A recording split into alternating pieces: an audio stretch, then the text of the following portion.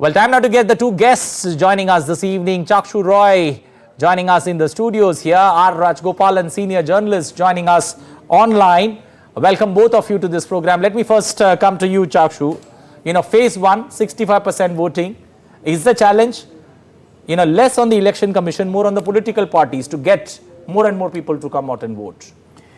I think it's very interesting as to how the phase 1 elections panned out.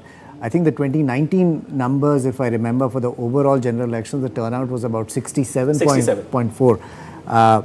And this time around, I was traveling yesterday, and on my flight, there were announcements of the Election Commission imploring voters to come out and vote.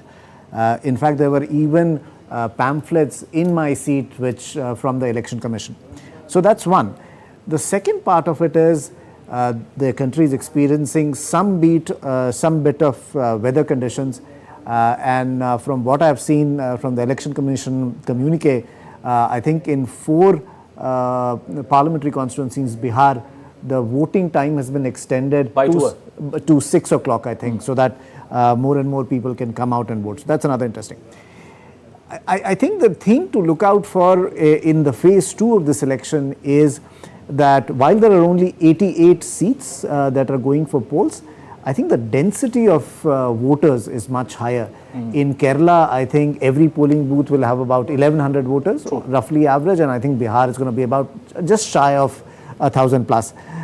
So the task is cut out for political parties and their cadre to ensure that in some of these battleground states, they can get the voters to come out and support them on the EVM boxes. Let me get Raj Gopal here into this deliberation. How does one see this particular phase? Is it got to do, 65% voting that we saw in phase 1? Is it got to do with, almost 4 phases coming somewhere close to a weekend? Is that one of the reasons?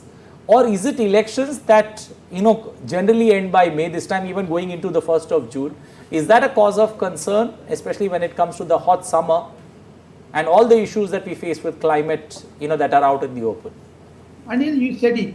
The climate condition is the worst one, because it is high time one nation, one poll should be held in November, December, so that, in 2029, you and me will not be put to the hardship of scorching sun. Second thing, the voting pattern. In first phase, we discussed. In first phase, especially in Tamil Nadu, there were certain, voters list were not in tune with the numbers of the polling booth.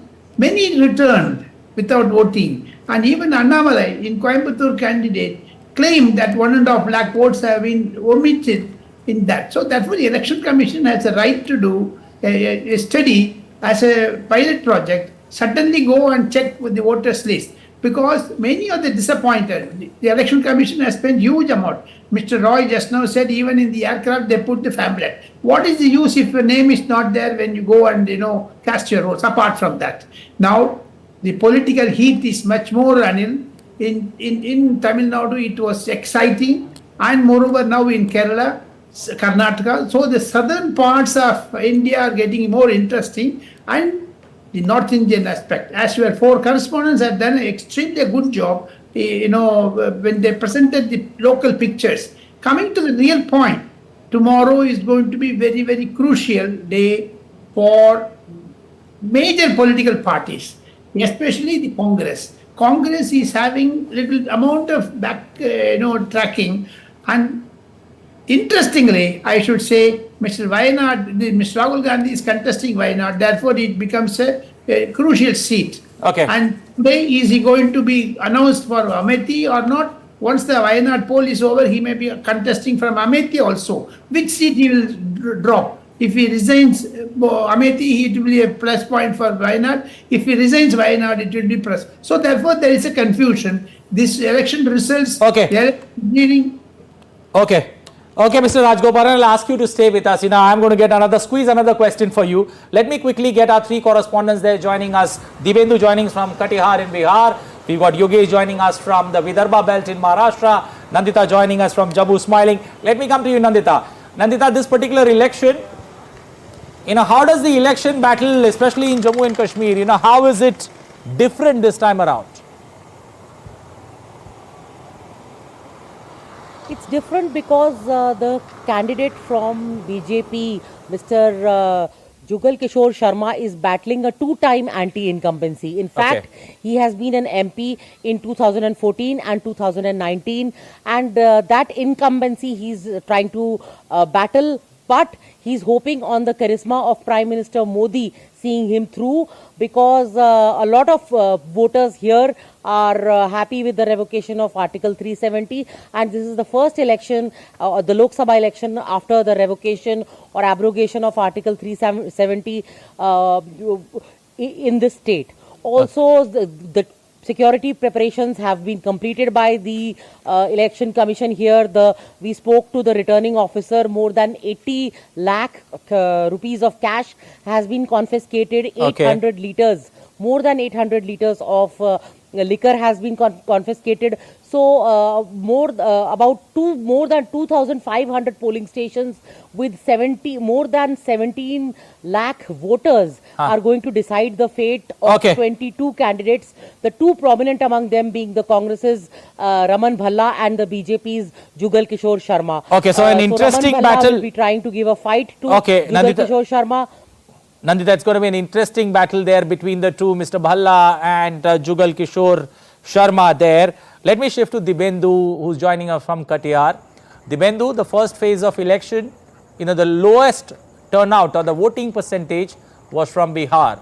Do you see the numbers change or the numbers consolidate, at least going past that 50% mark? Well, Anil, see, the Election Commission has been making efforts to ensure the voter turnout increase in the second phase. The Election Commission had brought in Maithili Thakur, a popular Bhojpuri singer, to enthuse the youths to come out and vote in Bihar. But if you say historically, although Bihar, which is a very politically aware state, has remained out of the polling stations for a very long time. And if you look at the historical data, you would see over the last couple of elections, Bihar's voter turnout had been between 50 to 55 and at the max 58% if we talk about the overall scenario. But having said this, the Election Commission hopes that this time around it could breach the 60% mark. But keeping that in mind, also the first phase, as you rightly said, was less than 50% of voters turnout. But the Election Commission is making all efforts using celebrities to lure voters to come out of their homes and go to the polling stations to cast their vote. But also, Anil, you have to remember that the heat here is absolutely like scorching sun. The heat and dust is also what we are being told is keeping many indoors. But having said this, it is the duty of all citizens of the country to come out and take part in this celebration of democracy. But we are hoping that in fact the electoral officers here are also hoping that the voter turnout could increase in the second phase. Back to you. Okay, Yogesh, 8 seats in Maharashtra, at least 3 of them. Do you see a Sena versus Sena battle, that could play out, or that could be the headline tomorrow evening?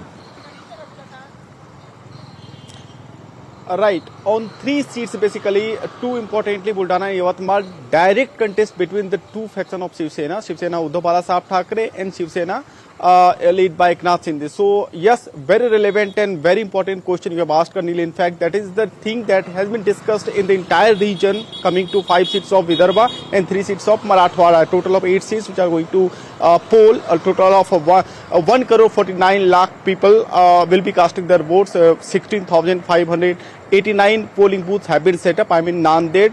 And yes, the Shiv Sena conflicts is going to play a very, you can say it's a very interesting poll just because of these. Why this poll is different this time? The election is different from the other, from the other times. There are 2 main reasons. The first, split in Shiv Sena and NCP. Second, top leaders, the bastion basically, the Congress bastion in Vidarbha and Marathwada, basically in Nanded, where I am standing right now. The top leaders have shifted and now have joined BJP. So these are the 2 major reasons why this election is different from the other elections in the past. Over to you, Anil. Okay, thank you both. Thank you all 3. Dibendu joining us from Katihar. We've got Nandita joining us from Jammu, and Yogesh getting us the ground perspective from Maharashtra, Nanded region. Chakshu there with us. Chakshu, looking at this particular 88 seats, close to 34 seats have been won by parties, same parties since 2009. Do you see that trend changing or that trend facing the heat in 2024? So it's interesting that you mentioned that. And I think in one of our previous conversations, we were talking about the fact that in every Lok Sabha since 1952, at least 50% of the members are new members. True. Now, will that apply to this phase? Will it apply to the next phase, or has it already happened in phase one? Because if we look at the numbers, 33% of the seats of Lok Sabha will finish by tomorrow. True. And by phase 3, we would have crossed the halfway mark. So some interesting things there for voters to watch out for. Also, in this particular phase, there are a number of senior ministers who are also in the fray, the Lok Sabha speakers also in the fray. There might be some relief. I think parties which are focused only in Kerala will be thankful that their election's over and then they can take some time off. But for national party leaders, it would also mean that while their election might be over, they might have to go ahead and campaign in some other areas. Okay, let me get Raj Gopalan here. Looking at the 88 seats, Mr. Raj Gopalan, one does an analysis of it and look at 2019 as your reference. You see almost 50% of it has been won by BJP. Does that put more pressure on the BJP and the NDA and less on the opposition? Because, there is a limit to which you can cross. And do you see the hurdle bigger for the NDA than for the opposition bloc? I don't think so. NG is on the very safer side, Anil. Apart from that, Mr. Roy has explicitly, covered all points, including the new faces, 50% like that, and he gave a methodical answer to your question. But I go a little beyond that and talk about politics. Mr. Prime Minister Narendra Modi has spent huge time in this electioneering. And moreover, the BJP election missionary, as I have known the political party from its inception, BJP does a meticulous job. It's not hodgepodge one. And the programs have been drawn much earlier, and they know which constituency will go and what will the effect like that. So the candidate selections, canvassing, and moreover the star speaker, Mr. Narendra Modi. Apart from the BJP, Anil, Mr. Narendra Modi has 2 or 3% to his credit. That also swings separately. Okay. The first-time voters have gone more for digitalized, the electioneering style, and moreover, the first-time voters are called digital children. They vote for the BJP for the innovation. Therefore, it's a very win-win situation for opposition, and opposition is going to be having a very tough time in this second phase. As Mr. Roy said, third election phase, 50% of the candidates in the Lok Sabha would have been over. True. Therefore, we get a sense that BJP is on the upper swing, and of course, Congress is fighting it out. Okay, we'll leave it there, but I'll ask you to hold on. The Great Indian Election is your one-stop show on weekdays on all that matters in election. What do we look at tomorrow? Let's quickly take a look on Friday night. What's in store? Polls in 88 constituencies across 13 states on April 26th. Who votes and what's at stake in the second phase of the world's largest election?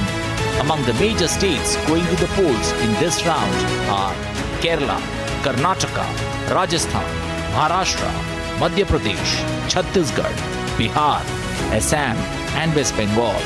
After the second phase, elections will be over in Kerala and Rajasthan. The national broadcasters, election headquarters, DD India, will take a reality check as numbers unfold on the Great Indian Election at 8:30 p.m. only on DD India. Well, with that's a wrap of this edition of the Great Indian Elections. But let me say thank you to Chakshu Roy for joining us this evening. A pleasure having you here as always. Well, you can catch us on Facebook, X and Instagram. It's time for me to say goodbye from the entire team. Good night. Stay safe.